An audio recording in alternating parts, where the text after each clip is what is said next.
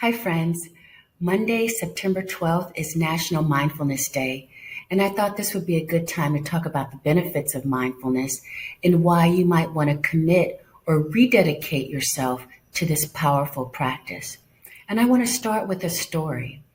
After a presentation I gave to a group of project managers, a very poised woman came up to me. Let's call her Julia. And Julia explained how she had been practicing mindfulness for a while and how it helped her manage a recent conflict.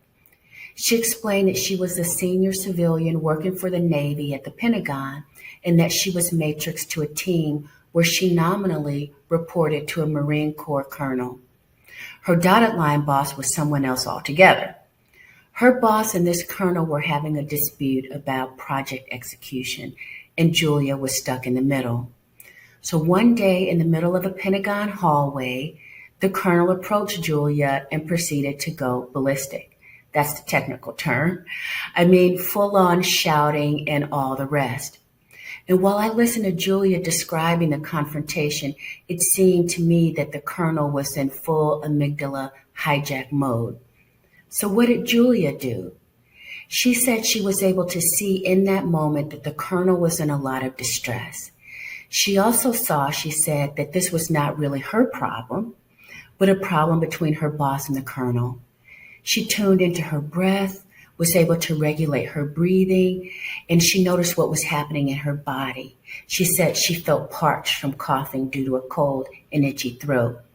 And so as people scurried to their offices to avoid getting caught up in this scene, Julia stood in the conflagration without getting consumed. She didn't feel overly excited or provoked into rash action. So later that day, the colonel stopped by Julia's office to apologize for his behavior, apparently without anyone telling him to do so.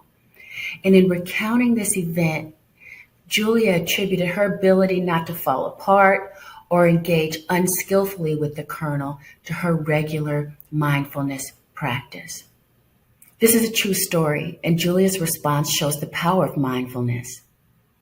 With Julia's regular meditation practice, she was able to stand in conflict with some psychological courage, some conviction, able to control her emotions and gain some psychological distance without automatically striking back.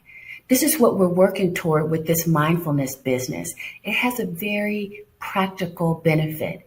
It allows us to stand in the middle of madness with some degree of equanimity and wisdom, so that we don't fall apart, run away from difficult situations, or lash out and be reactive, which just exacerbates the conflict. There are many, many benefits to mindfulness, and in the future, I hope to share more stories, the science, and the research with you. Until we meet again, I'll leave in the chat some ideas for how you might want to celebrate National Mindfulness Day on September 12th, and welcome your ideas as well in the comments section. Until then, bye for now and be well.